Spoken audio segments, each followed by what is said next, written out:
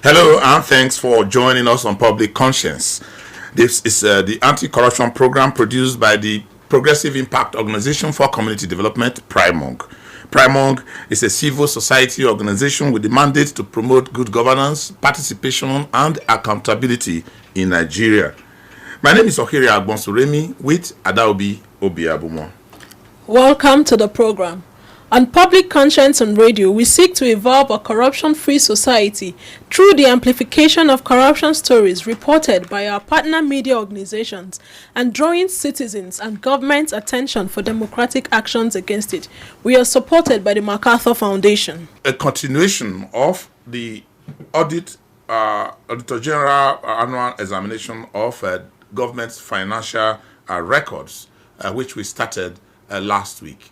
You recall that last week we brought in some financial experts and we started interrogating the reports and recommendations of the Auditor General of the Federation in its annual report, which we told you was stinking with irregularities and corruption. Today we are continuing with that discussion. Recall that last week on this program we told you that how the 2017 audit report alone, we had 436 MDAs who were reported to be standing above the law and declining to submit audited accounts as required by law.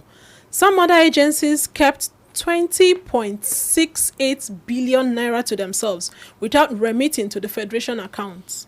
The Auditor General reported on the prevalence of contract splitting, payment for services not rendered, over-invoicing, and irregularities in contract awards. Nigerians have been asking why the recommendations of sanctions by the Auditor General for the Federations are ignored or simply explained away without proper follow-up, apart from the attempt by the Public Accounts Committee of the National Assembly. Yes, we must commend the Public Accounts Committee, both of the Senate and particularly the House of Representatives, who have been putting a lot of pressure on government agencies to come and answer to the queries. Of course, it does appear that that is the only police that the Auditor General really indeed has to use to implement or enforce their recommendations. Last week, we reported on many MDAs, including the Nigerian Law School here in Abuja, where the 2015 Auditor General's report indicated irregularities in the handling of public funds. And the audit report cut across MDAs, including a recommendation for the recovery of over 200 million, part of which was paid by the Ministry of Foreign Affairs to a company without evidence that there was a contract or the execution of the rehabilitation and reintegration of the Chibok girls. Yes, that audit report indicated the Chibok girls, the school, they attended the girls' school in Chibok, didn't have a documented contract for the expenditure for which such funds were paid. And the recommendation of the Auditor General was very straight: recover that money and pay it back to government coffers. The Military Pension Board was also asked to cough out 95 million removed from government treasury under the guise of payment for land. And because today is special for you out there who listening, who has always been listening to us, for all of you, we allow you today to have more time to call and make suggestions on how to stop the stealing, the irregularities, the corruption that is bedeviling the public sector, which the Auditor General is pointing out year in, year out. So today we are not having a guest, so we are going to open the phone in very early for you, so that you can come in, make your own suggestions as we raise all the issues. It is just to better our understanding of what is happening in the public service, and also how to help the Auditor General achieve the aim of its very tedious examination of all the books that is forwarded to the office by the Accountant General of the Federation. Remember that you can follow us on our social media platforms at Official PRIMOG. PRIMOG is spelled PRIMORG. And we are streaming live on Facebook at Official PRIMOG. You can also watch our videos on PRIMOG TV. That is PRIMOG TV, which is our YouTube channel. You can also go to news.primog.org for our news reports, the nuggets that we have, Some of the videos that we have that are probably not on a YouTube channel, they are on our news channel called news.primong.org. There you find all the information you need to have, and you can also interact with us there. Send us a message through info@primong.org, info@primong.org, and you can also call and send us a message. But on today's program, we encourage you to send us a message, WhatsApp, or the regular text messages through 090-2265-6167. The Nigerian Law School was mentioned last week on this program. Following our letter to the management of the Nigerian Law School, Primog has been given a copy of the school's response to aspects of the audit queries. Yes, we actually wrote to them. Of course, we have to obey the tenets of good broadcasting and journalism to give them opportunity to explain. Remember that they have actually already been to the Public Accounts Committee, where they have been explaining what indeed happened, talking about the various aspects of the infractions that was cited by the Nigerian Law School. But what did the Nigerian Law School actually say? They said let me just first of all tell you what the queries were. One of the audit queries was that the Nigerian Law School at various intervals made use of pension funds to offset expenses not related to pension. That is an audit offense. They give you money to buy chair, you use it to travel. I'm just giving an example. The school admitted that and explained that it spent over 800,000 naira. That may be small, but listen to what it is used for. The schools admitted that it spent over 800,000 naira as travel expenses of board members who visited the sick chairman of the Pensioner Association. Unfortunately, this sick chairman of the Pensioner Association died subsequently. But how much did he get at that? Board members incur travel expenses of over 800,000 to visit a sick person, whose next of kin received 500,000 naira when he died. So you can understand why this one is important for us. 800 over just 800,000 to visit. Then when the person died, the beneficiary now got 500,000. 500,000. Why would you not cuckoo, as we say it in our local, cuckoo wait and then give all the money for the person to be fine? Now, the board members were told, love this man so much. They were visiting almost every day and staying in hotels and incurring expenses over 800,000. Now, this is public service. But they have explained that they didn't do it outside of the law and that this was what was available to them and that they didn't do anything that is wrong. That is what they have explained. We don't know what the Auditor General has told them now because what they asked them to do is, can you get back all these funds? And they also faced the Public Accounts Committee. There were also funds from the Nigerian Law School where monies were paid severally to staffs, allowances for cleaning, allowances for a lot of things. And they said, no, we had the right to even uniforms that are used regularly for their regular law, court to bar and other things, huge sums of money. But they have told us, and we are happy that they responded. Chinedu Ukekwe, head Office of Advancement, Information and Public Relations of the Nigerian Law School, actually spoke with us and told us, look, all that we have done, we will send it to you. And they indeed sent them to us, and they declined that they don't want to come on. We have done our own part inviting them. Remember that this is your show. We will be ready to accommodate you now, take your calls, and hear from you. And the questions are very, very straightforward, Adaobi. How do we make sure that our public service is devoid of corruption? And you can join us, like we told you last week. The audit report indicted so many MDAs, yet no one seemed to be punished. We cannot see anybody that has been punished in spite of the millions of unremitted amounts. If you go through a report produced by the Center for Social Justice, there are replete reports of unremitted revenue from MDAs and irregularities running into billions of naira that they refuse to remit. I mean, billions of naira that they refuse to remit, or they award contracts that are not following the regular procedure. So we are here with impunity reigning supreme at these MDAs, and they don't make returns year in, year out. Many don't remit funds that they have generated What is your view? What do you think about it? How do you think we can solve these problems out? And we are leaving the stage open now exclusively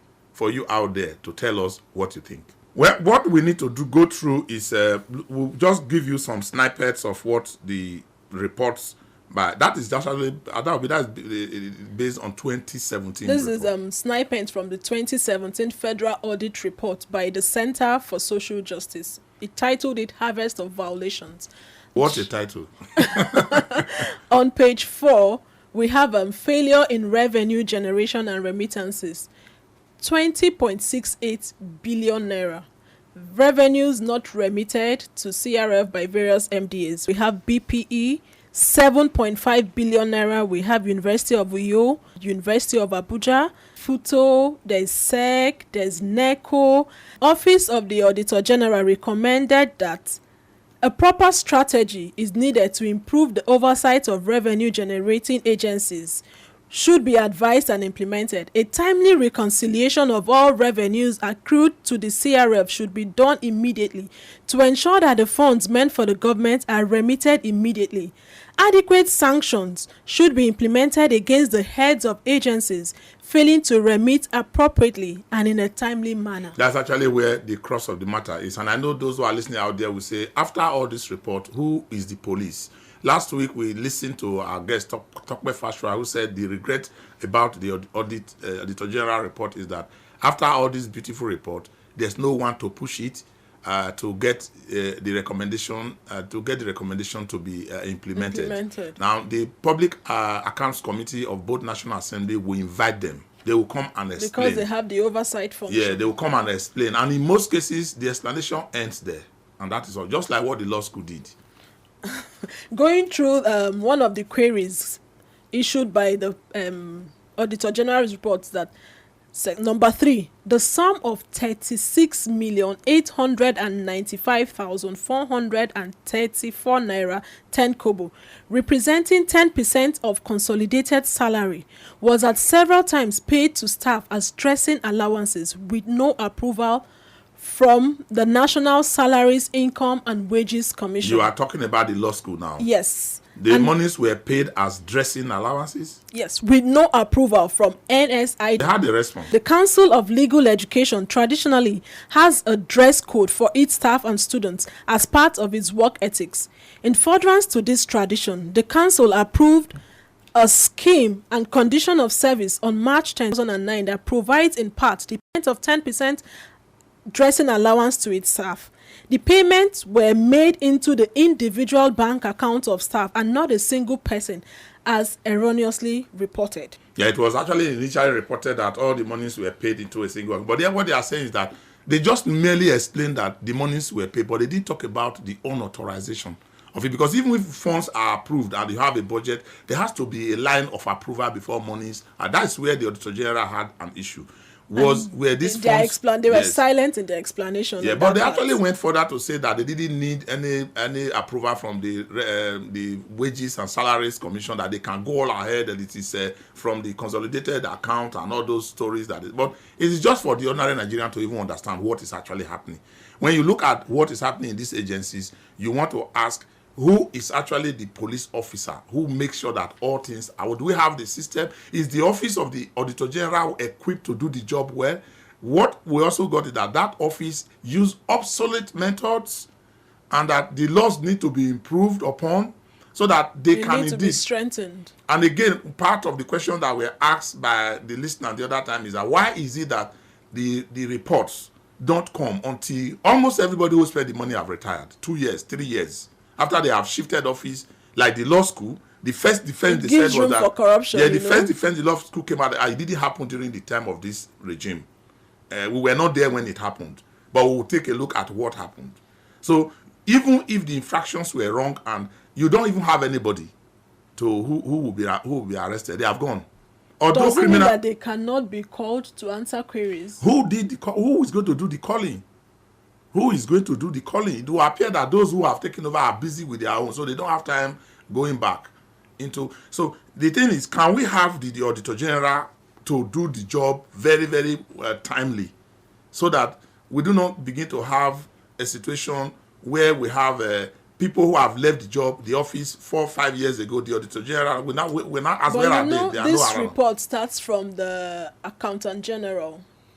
The Accountant General's office is the one that prepares the financial statements that the Auditor General looks at. So the Accountant General we need to speed up. Exactly. He needs to speed up. If not, it's going to delay the work of the Auditor General, which then goes to Public Accounts Committee. You can imagine. The other question that we have asked is, why would the police wait for me to tell them when the report is out? When the report is out, because the Center for Social Justice didn't go to River Niger to fetch this report. It's available. You can go to the Auditor General's office and they will give you the report. So why can't the EFCC, the ICPC and the police take up this report right as soon as the Auditor General is saying that some monies? There was a report that some vehicles were bought, no approval, we don't even know, and then some of them, you buy them today, tomorrow they disappear. The report, all of them are out there. This is just 2017. If you take a look at 2013, 2014, 2015, and 2016 Let me quickly go to that page 22 of the report by Center for Social Justice. It's titled Loss of Assets of Motor Vehicles, Federal Civil Service Commission. 4 vehicles, 1 Toyota Hilux, 1 407 Classic Peugeot, 1 Toyota Land Cruiser Jeep, and 1 Toyota Corolla belonging to the commission were taken away by the former chairman of the commission, whose tenure of office elapsed in May 2017. Then the Auditor General recommended that the accounting officer is required to take necessary action to recover the 4 vehicles and report to the office for appropriate. The police, they need me to come and tell them this, because they can take statements, use this report as a peg to say, where are the vehicles? Go to that organization. The person has a name. Where are those vehicles? Why are you keeping them? Why did you take them away? Because the staff who are coming now will not be budgeting for a new vehicle if we have old vehicles to use. These are some of these. We have nearly 1,000 MDAs now. Unaccounted motor vehicle, Lake Chad Research Institute, Maiduguri, Borno State. Management of the institute could not account for 2 Toyota Prado Jeeps purchased in 2013 and 2014 with registration number 54K01FG for one Jeep and none for the other. No reason was given for not registering the second Prado Jeep. In addition, a Toyota Hiace bus with registration number 45K03FG could not be accounted for during audit. Okay. I can tell you that we are ready to take your calls now. I think we have given you quite enough of information to be able to elicit some suggestions from you. You can tell us what you think about this whole. I think probably you also have even more information, more than us. What we think we can do to strengthen the system, reduce corruption, make the funds available. You can join us and join in the discussion as it were. But we are happy that a lot of people are already responding through our text messages that we have. We'll be reading them out. You can send your text messages still to our number, the number we have given to you. That is 09022656167. 09022656167.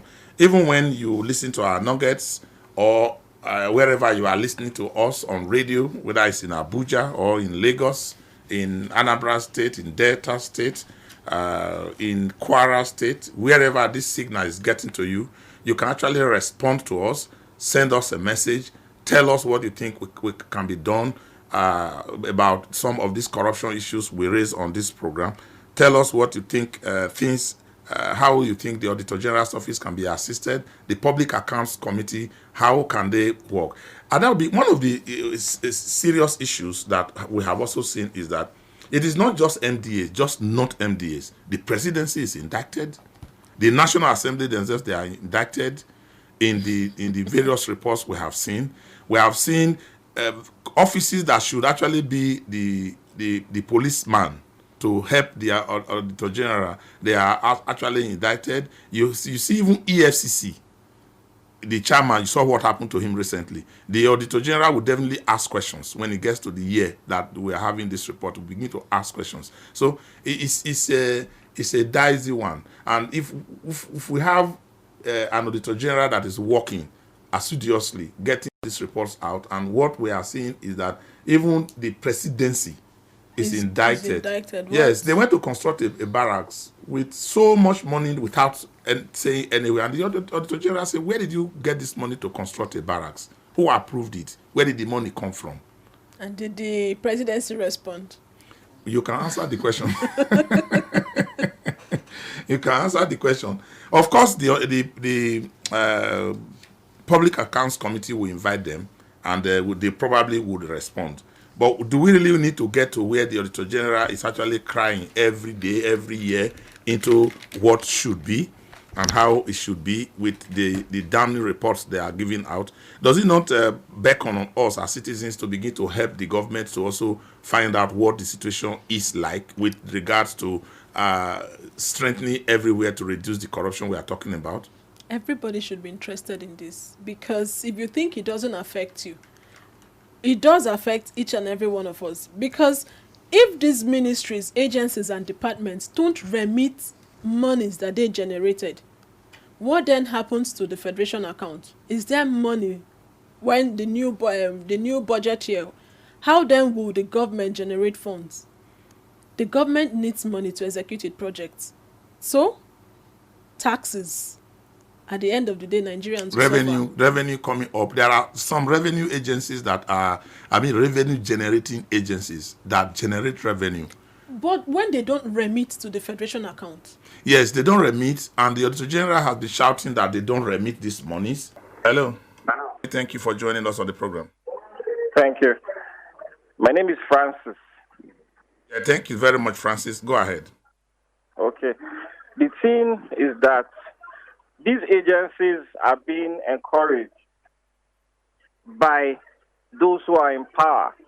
Because if you go to the several subcommittees who are supposed to be monitoring these people, they don't do that as when they are supposed to, because they are all engaged and involved in these corrupt practices. That is why the Accountant General can release such a report indicting this high number of agencies for not submitting their audited report for several years.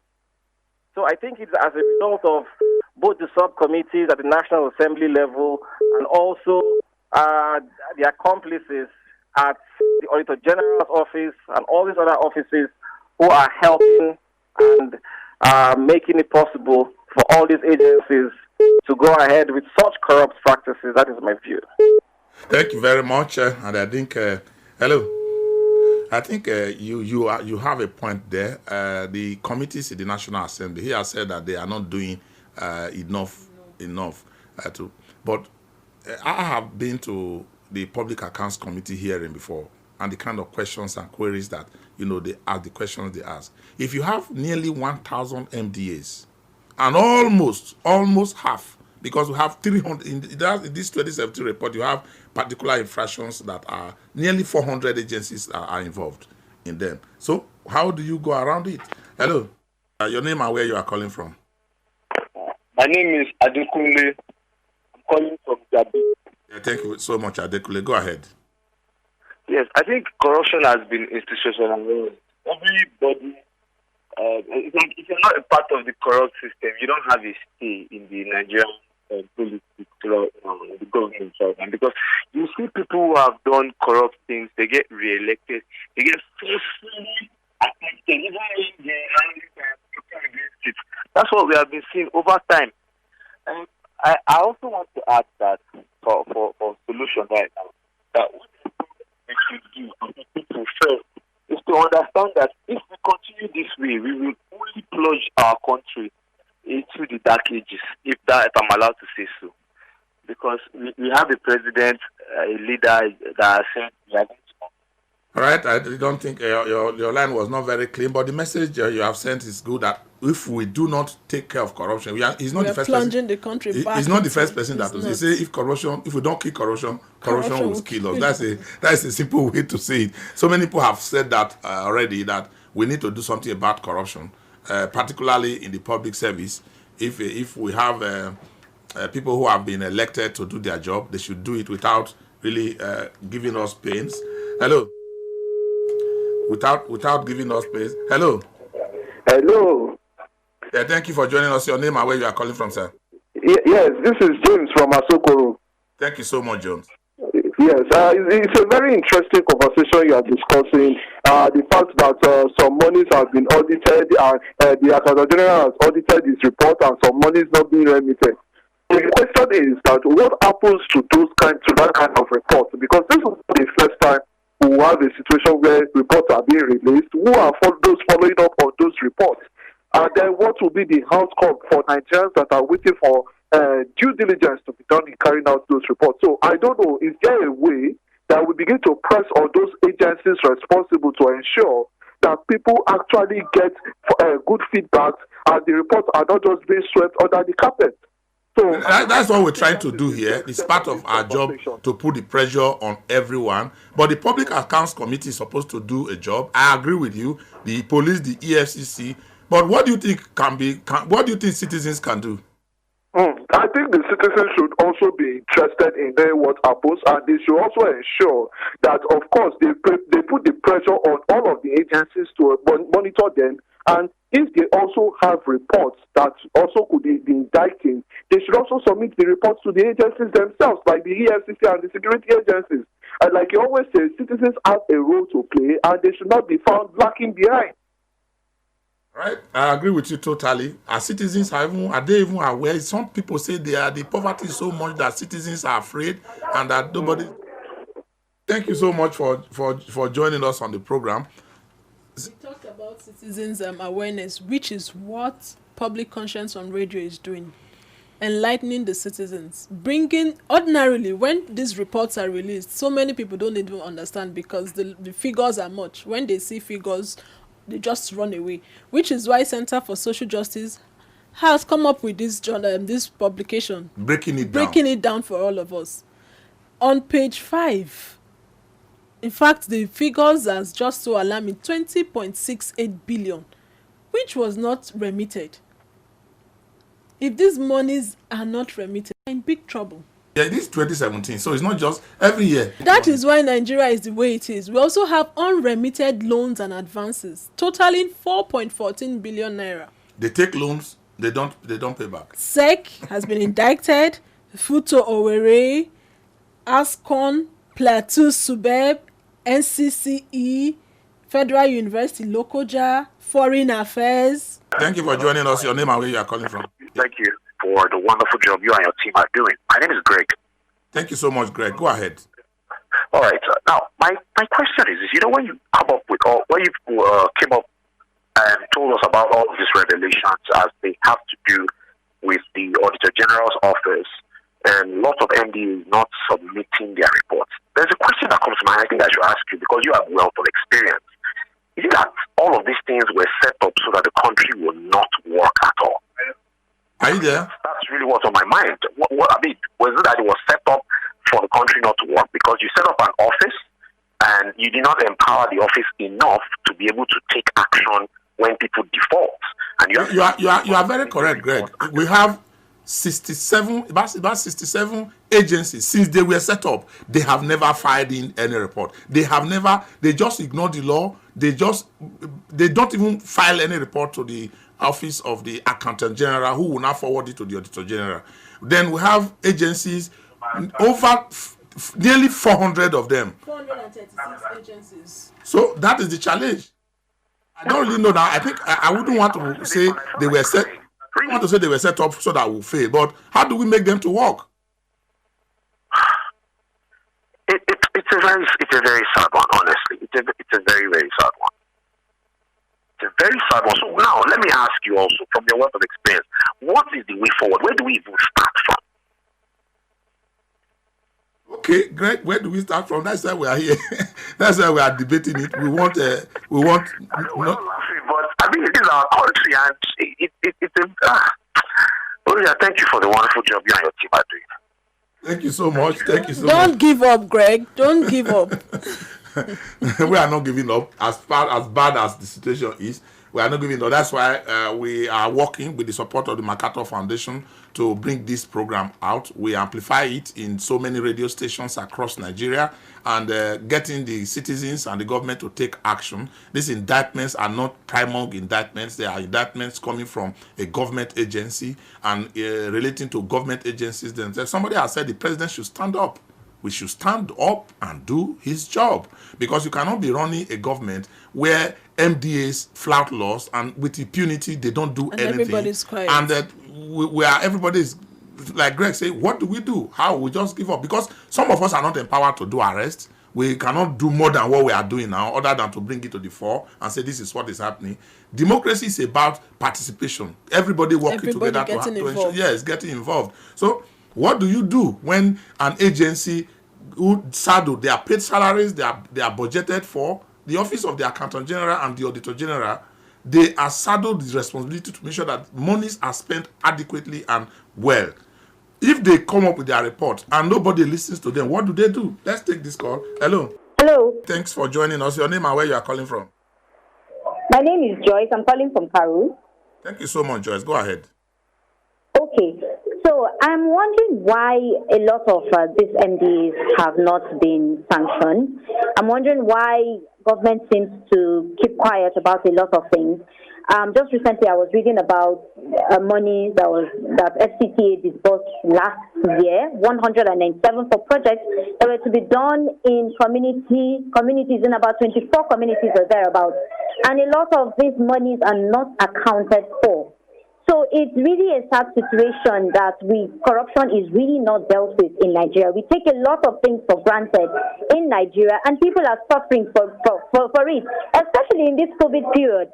A lot of people, imagine people being laid off jobs, imagine people being suffering for money, imagine people not getting enough to eat, talking about even people, the regular person you see on the street. A lot is just happening in this country, and it's so disheartening that we cannot get as much as we need to get, that we cannot even trust our government, that even the COVID funds, we don't even know what is happening. Nobody is giving us accounts. Nobody is telling us this is what has been spent as much as we need to. The information is not even out there. So it's really disheartening. It's really heartbreaking that. What do you think? What do you think we should do? What should citizens do? I think citizens should really begin to come out and call for accountability. We need to really ask, what is going on? What is really going on? And, okay, so recently we're told that the Ministry of Health spent, I can't remember the exact amount right now, but spent money on masks that were just about 1,800 masks. And if you calculate that money, it turned out that one mask was for 20,000 naira, which is ridiculous. And I have not seen on social media people asking these questions. I've not seen people coming out to ask these questions. What is happening? So I think we really need to really hold our government accountable. People need to rise up and really begin to speak. Even if we're going to come out on the street and really speak, if we're going to go on, enough of the social media, just the social media talk, enough of just the talk. We really need action right now. All right, thank you so much. Very well-rounded contribution. We should do everything we want to do democratically. We also believe on hitting the streets and protesting, but we must also do it democratically. And Nigerians are so laid back about it. It just appears like what Greg said just now. Everybody seems to be giving up. We just give up. This is the only country we have. We just give up and say nothing will happen. What is happening? During the COVID-19, when schools were closed down, the Ministry of Humanitarians said they spent 500 million naira to feed children. Nobody's going to ask, okay, look, who ate the food? Where did you take it to? I mean, why at that time? So now that the thing... Really, from the last caller, we really need to hold our leaders to account. And we shouldn't just sit back. You know... But one of the ways to hold our leaders account is to go out there and vote. When everybody is demanding for accountability, they would answer. But when you just leave it for a selected few, I mean, it's not as it's their own. It's the CS. It's not about the CSO. It's about everybody. All right, we can still take more calls as our time is almost wrapping up, but at the next 10 minutes we have Ibekwe Edwin from Gwagwalada, and he says that things can only change if the people involved in the various allegations are arrested and detained. Did I hear somebody saying they should not just be arrested and detained, they should be prosecuted and executed? Somebody say, bring China here.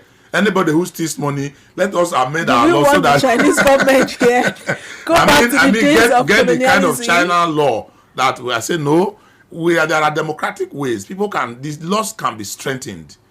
Yes, on the flip side, I would say, why don't you, if somebody steals money, why would you, get the person to be punished for it?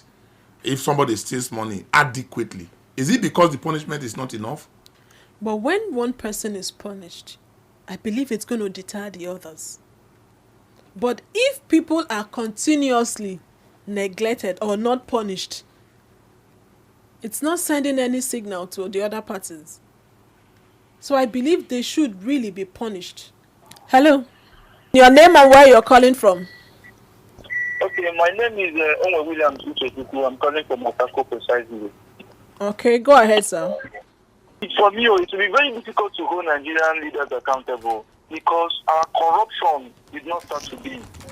We should go through, in fact, from primary school, from secondary school, we have never for once planned to build an institution whereby children will grow up to see, okay, this thing is not like this. This is how it's supposed to be. When I was in school, right, sometimes, like Capital University, sometimes you see many hall classes, they will compile us inside one room. Everybody will be sweating, and in fact, everything was so difficult. So there's no way people will go in that kind of life and come and start behaving in a different way. Our leaders are too corrupt. They have military and paramilitary to assassinate, in fact, to kill anybody that wants to stop them from doing anything they want to do. So it will be very difficult for us to build that kind of institution we are expecting. So that's my contribution. So should we give up? Giving up, no. That's that we should give up, but again, I don't know how to go about it anymore. We're encouraging not to give up. There's hope. We are alive and there's hope. Well, we just need to continue to be hopeful, and we need to work collectively. I think we have emphasized that on Primog. We have said that when the time comes for election, don't look at what the general trend of what is happening, who is the one that is look for people who will do this country good, who will do well in the National Assembly, who will do well in the states, even up to the councillor. Look for the candidate that you think can do well and come out. If all of us come out to vote, rigging will be very, very impossible. People rig very successfully because people don't come out to vote. Fewer people at the polling units. Yes. Out of 74 million people that registered to vote the last time, not registered, about 84 million registered to vote. 74 million collected their PVCs. And out of that, how many people came out to vote? Not just up to 28. 28. So how do you expect that they will not rig? They will rig if we us give up and say we are not coming out. Imagine if a politician gets to the polling unit and there are 500 people there. The president of the Federal Republic of Nigeria today, President Muhammadu Buhari, was elected by 15 million people. Out of how many people in Nigeria who can vote? Over 120 million people can vote, 18 years and above. Only 15. Information that is going out is that we need to do something. Everybody agreed that we need to do something. Now that thing we need to do is collective. The government has a role to play. President Muhammadu Buhari has set a template for anti-corruption, but I can tell you, no matter how strong and credible President Muhammadu Buhari is, he will not get the result if people around him don't cooperate and work well with him. The man will simply be frustrated by all left and right. Look at the man that he trusted so very well. He has to set up a presidential panel now to begin to probe him. Talking about Mangu, he trusted him so much so that when they said remove him, he said, no, it's my man. Now, you have people all around that have disappointed him so much, like he has said himself that he has been disappointed by people. Now, what should he just be lamenting like we are also lamenting and be disappointed by people? That's why people say the president should do more than the lamentation. Send some persons to jail, for goodness sake. Let the court be strengthened.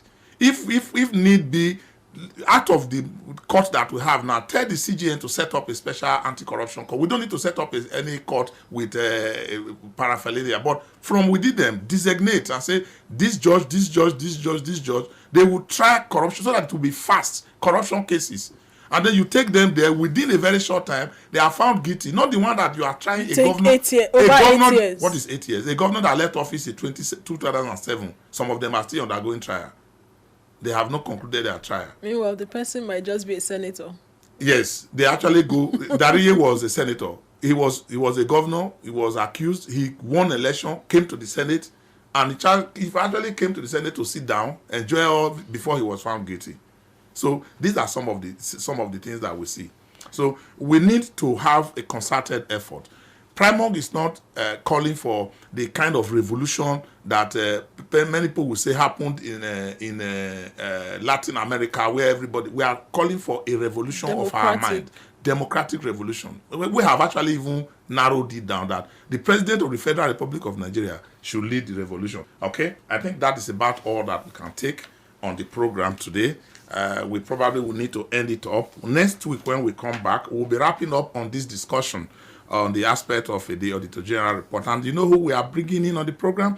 We are getting in Eze Onye, who is at the head of the Center for Social Justice. And we're also hopeful that the Auditor General would send a representative, because we wrote a letter requesting that he or someone else from his office should come represent him and explain more to Nigerians what is going on. Particularly what they think the public can help them to do. How do they get strengthened? Do we need to change the laws, amend the laws?